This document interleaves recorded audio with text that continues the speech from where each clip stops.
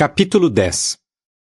Pois, visto que a lei tem uma sombra das coisas boas que viriam, mas não a própria realidade, ela nunca pode, com os mesmos sacrifícios oferecidos continuamente, ano após ano, tornar perfeitos os que se aproximam para adorar. De outro modo, será que não se teria parado de oferecer os sacrifícios? Pois os que prestam serviço sagrado, uma vez purificados, não teriam mais consciência de pecados.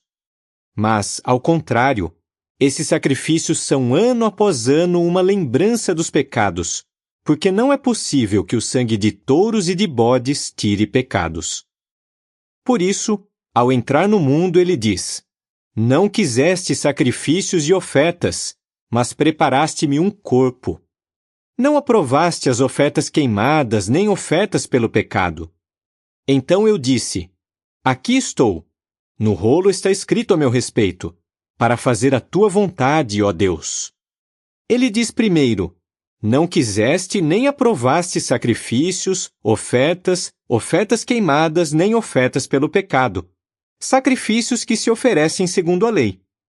Depois ele diz: Aqui estou para fazer a tua vontade.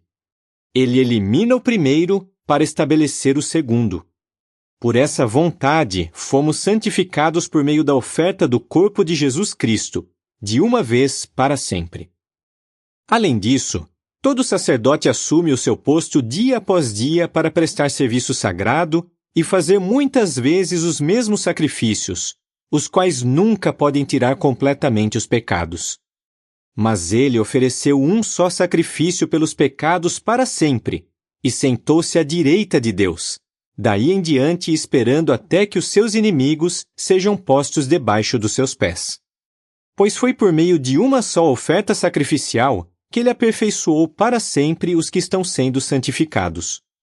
Além disso, o Espírito Santo também nos dá testemunho ao dizer: Este é o pacto que farei com eles depois daqueles dias, diz Jeová.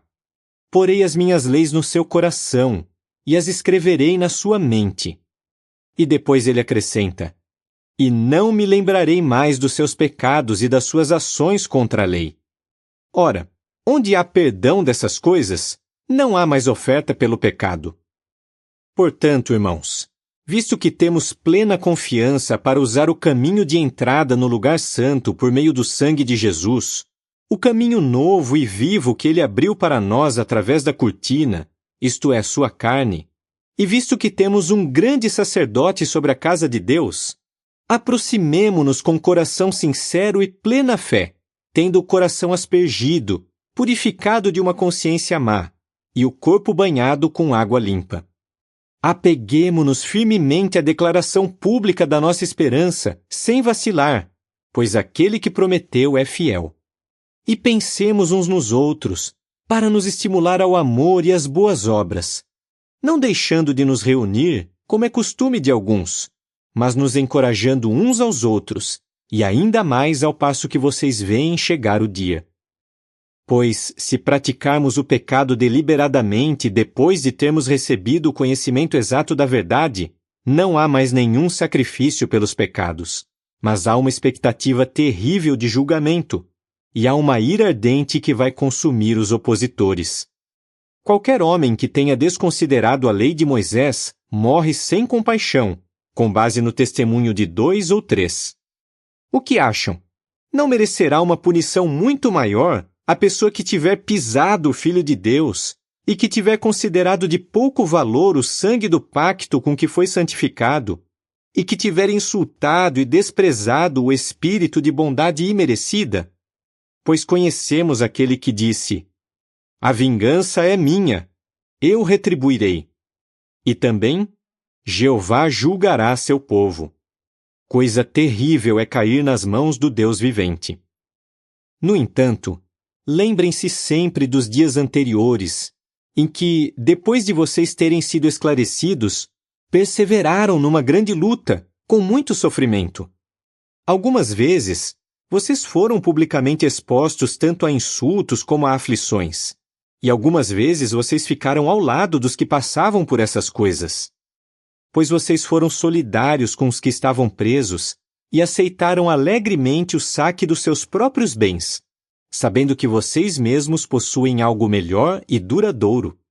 Portanto, não abandonem a sua coragem, a qual será ricamente recompensada, pois vocês precisam de perseverança, a fim de que, depois de terem feito a vontade de Deus, recebam o cumprimento da promessa.